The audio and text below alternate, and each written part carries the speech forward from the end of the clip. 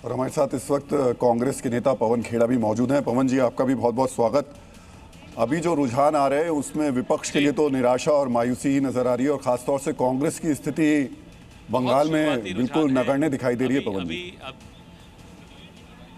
नहीं, न खुशी न गम, अभी बहुत शुरुआती रुझान है, थोड़ा इंतजार कीजिए, 2-2.5 घंटे में फिर बात करते हैं। नहीं, लेकिन अब अभी भी आपको उम्मीद लग रही है?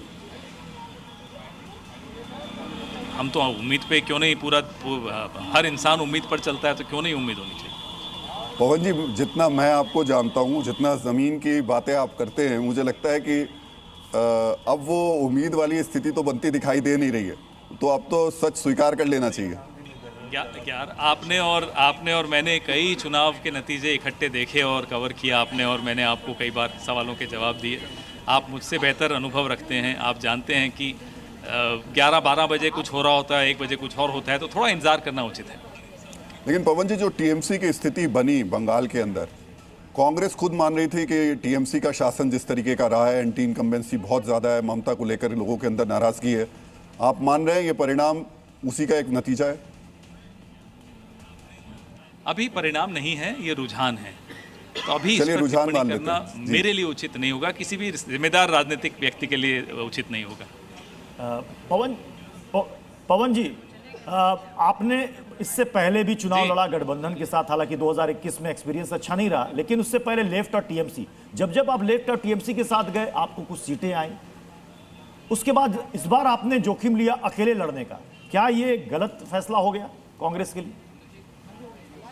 मैं आपको फिर से दोहराता हूं साहब, अभी कोई भी विश्लेषण किसी जिम्मेदार राजनीतिक व्यक्ति के लिए ये सही समय नहीं है किसी विश्लेषण का, क्योंकि अभी बहुत शुरुआती रुझान है। निर्णय लिए जाते हैं तो कुछ कारणों से लिए जाते हैं, इसके बारे में विस्तृत चर्चा आने वाले दिनों में करेंगे। पवन जी, लेकिन क्या आप ये बात तो मानेंगे कि अगर सारे विपक्षी दल एक साथ मिलकर के इस चुनाव में उतरते तो शायद थोड़ा बहुत फायदा हो सकता था, अभी या और ज्यादा फायदा हो सकता था? इस पे अभी कोई विश्लेषण करना, कोई टिप्पणी करना उचित नहीं है। आने वाले घंटों में, आने वाले दिनों में, आने वाले हफ्तों में हम इस पे चर्चा करते रहेंगे। लेकिन जितना अग्रेसिव कैंपेन बीजेपी और टीएमसी का दिखा, कांग्रेस का उतना अग्रेसिव कैंपेन बंगाल में नहीं दिखा। हर पार्टी की अपनी एक स्टाइल होती है कैंपेन करने की। पिछले 75 सालों में आप हमारी स्टाइल्स का एनालिसिस आपने ज़रूर किया होगा। हमारी स्टाइल इस देश की स्टाइल से मिलती है, मैच करती है।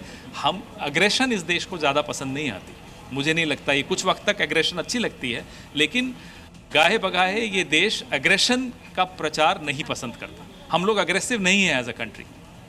लेकिन राहुल गांधी, प्रियंका गांधी, कांग्रेस के बड़े चेहरे बहुत कम नजर आए रैलियों में वहां पर।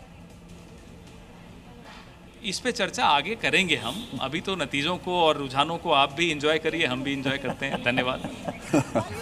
पवन जी, लेकिन आपसे आगे बात जरूर करेंगे, क्योंकि आपके जो कमेंट्स है और इस पर आपकी जो भी आपकी विचार है वो जरूर जानना चाहेंगे। लेकिन